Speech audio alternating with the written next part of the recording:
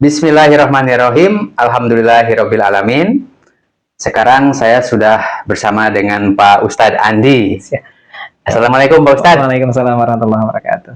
Gimana kabarnya ini? Alhamdulillah luar biasa. Baik. Terima kasih nih sudah datang ke sini. Jadi saya ingin belajar nih Pak Ustadz.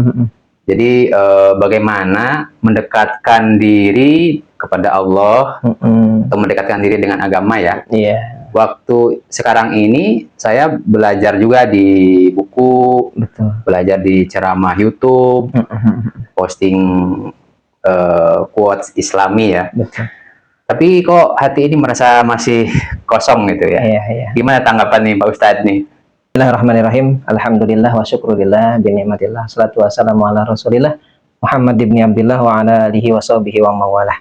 Zaman sudah berubah dan tantangan spiritualitas juga sudah berbeda-beda. Ada beberapa faktor. Yang pertama adalah tadi zaman itu yang sudah berubah, dan faktor kedua adalah kurangnya kita memahami nilai-nilai agama dengan benar, dan juga media yang mendukung nilai-nilai agama tersebut.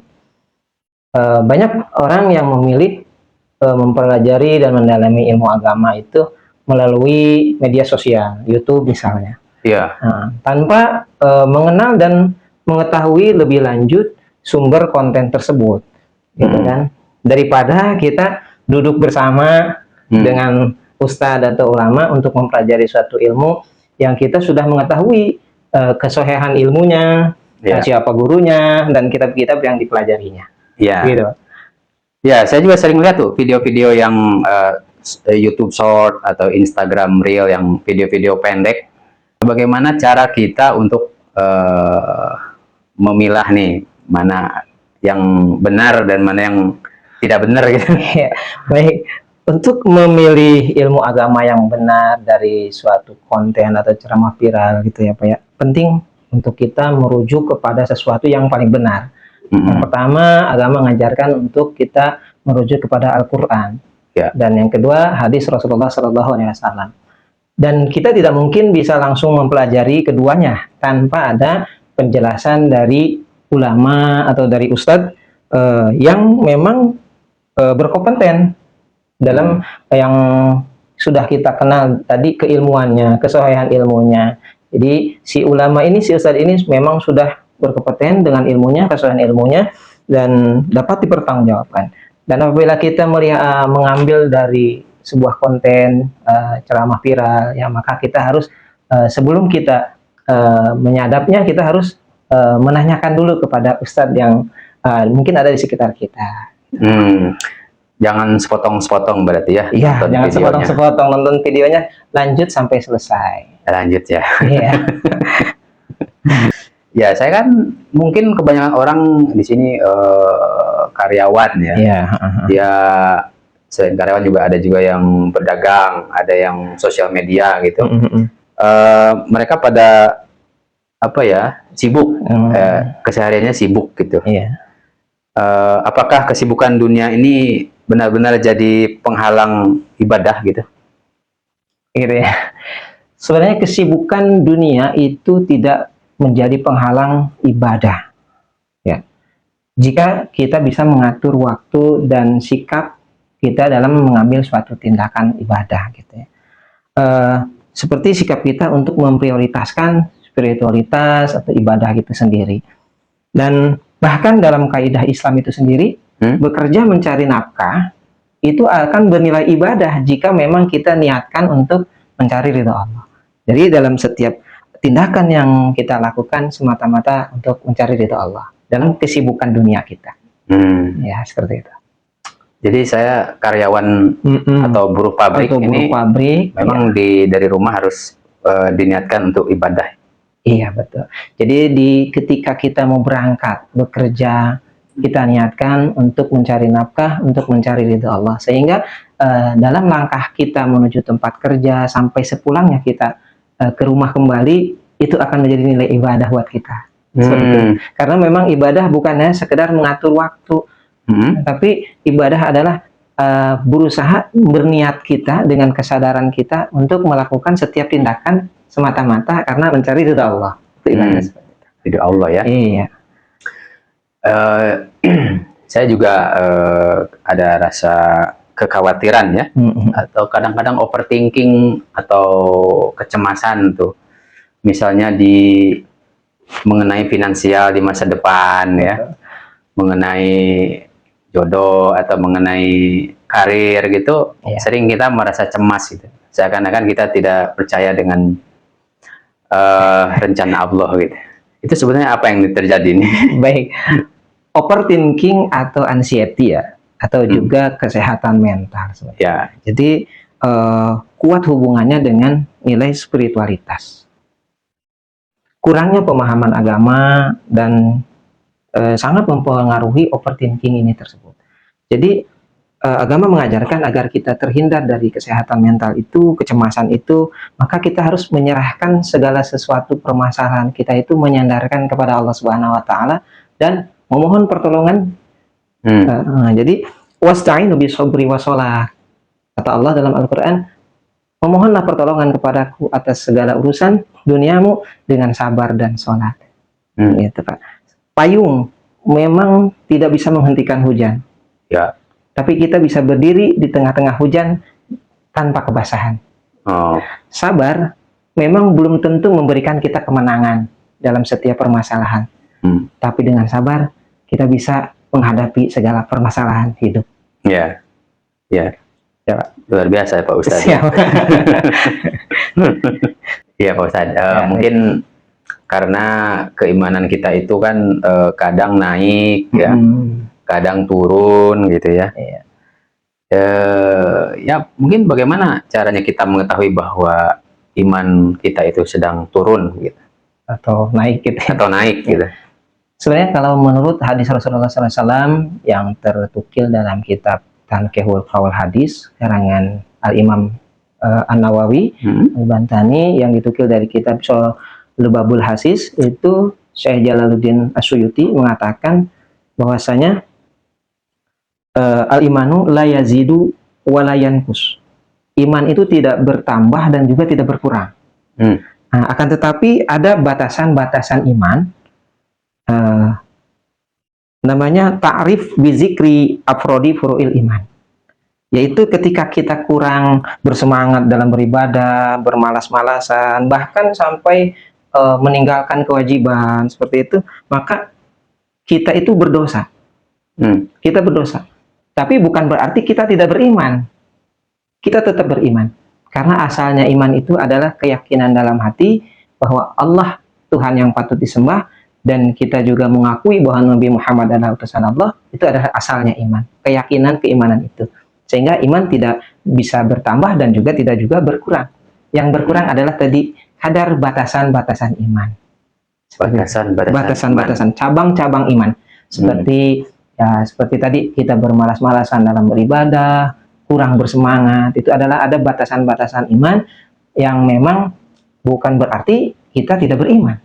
Tetap kita dijadikan orang yang beriman selama kita tidak menyekutukan Allah. Seperti itu. Ya, iman kita itu akan selalu dekat dengan kita ketika kita selalu dekat dengan Allah. Bagaimana kita dekat dengan Allah? Yaitu dengan seperti ya tadi, beribadah kepada Allah yang sederhana, contohnya seperti kita selalu membaca Al-Quran. Jadi kita tidak jauh dengan Al-Quran, sehingga kita terpelihara terus keimanan kita dengan membaca Al-Quran. Dan misalkan dengan melaksanakan ibadah-ibadah yang lain, yang sederhana, tapi terus berlanjut sehingga iman kita terus terpelihara, keimanannya dari cabang-cabang iman tersebut yang tadi disebutkan. Ya, supaya memelihara iman kita, salah satu contohnya membaca Al-Quran. Membaca Al-Quran harus setiap hari ya. Betul. Minimal ya 1 lembar, 2 lembar gitu ya. Baik, jika memang ada istilah kan gitu, ada istilah one day one juz, 1 hari 1 juz, gitu kan. Jika memang kita nggak bisa nih 1 juz, minimal kita berusaha dalam setiap harinya kita membaca Al-Quran semaksimal kita bisa. Artinya jangan sampai kita tertinggal 1 hari pun. Walaupun 1 ayat, 2 ayat kita baca Al-Quran. Ya, setiap harinya kita dekat dengan Al-Quran, sehingga ketika kita dekat Al-Quran, insya Allah keimanan kita pun akan selalu dekat dengan kita. Iya. Pertanyaan berikutnya nih, apa tanda seseorang ketika dia sedang jauh dari Allah tanpa dia sadar gitu? ketika keimanan kita sedang jauh dari Allah tadi adalah kita kurang bersemangat untuk beribadah, sehingga kita malas. Sudah waktunya datangnya waktu sholat misalkan, datang waktu sholat, nanti dulu, nanti dulu. Nah itu adalah tanda bahwa kita itu tadi sedang jauh dari Allah. Seperti itu. Maka berusaha untuk semaksimal mungkin ketika ada panggilan Allah, ya kita semangat. Itu mudah-mudahan itu menjadi tadi apa namanya, biar kita nggak jauh dari Allah. Iya. Kadang-kadang saya juga merasa begitu. Iya. Merasa, waduh.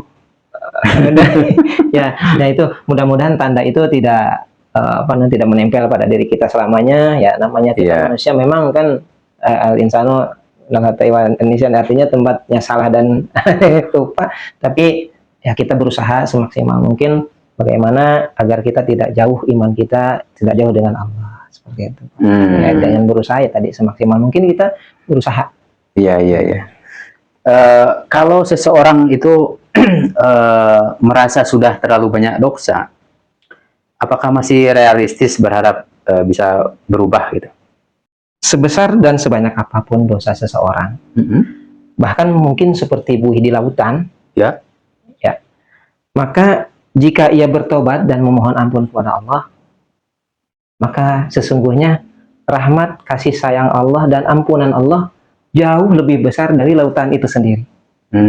Jadi tidak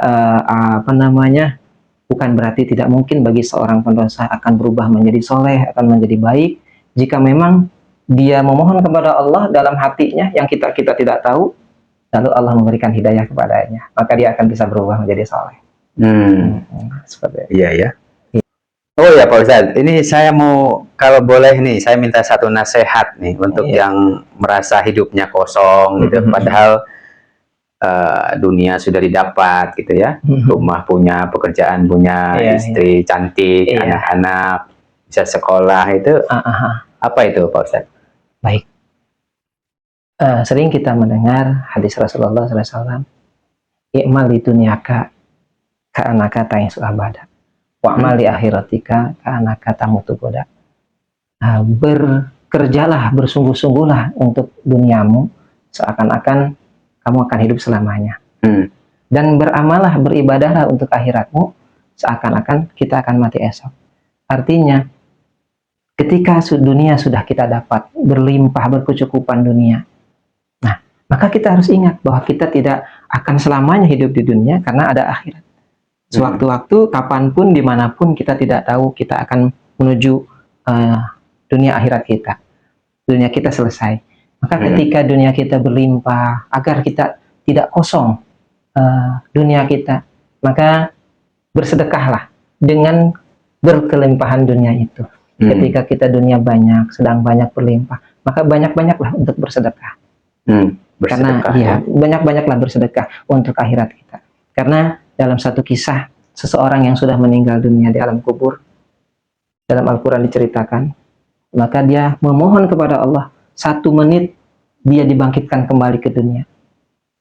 Ya Allah, bangkitkan aku ke dunia, walaupun 1 menit.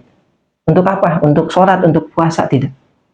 Ya Allah, bangkitkan aku ke dunia, walaupun 1 menit. Aku akan sedekahkan seluruh hartaku di jalan Allah. Nah, artinya apa? Ketika kita sudah berkecukupan, berlimpah dunia, maka untuk biar dunia kita nggak kosong, sedekahlah untuk bekal akhirat kita. Walaupun mungkin kita merasa kosong di dunia, tapi kita akan mendapatkan sesuatu yang lebih di akhirat. Baik, luar biasa Pak Ustadz. Ya, Pak Ustadz, terima kasih nih atas ilmunya. Terima kasih atas nasihat-nasihatnya nih. Alhamdulillah kita bisa berbagi ilmu, berbagi saling nasihat. Nanti kita bisa ketemu lagi ya. Oh, insya Allah. Ya, mudah-mudahan kita bisa bertemu kembali. Iya. Baik. Kalau gitu kita tutup aja video ini. Demikian, semoga ada pelajaran, ada hikmah buat kita semua dalam menjalani hidup ini. Amin. Terima kasih Pak Ustadz. Assalamualaikum warahmatullahi wabarakatuh. Waalaikumsalam warahmatullahi wabarakatuh.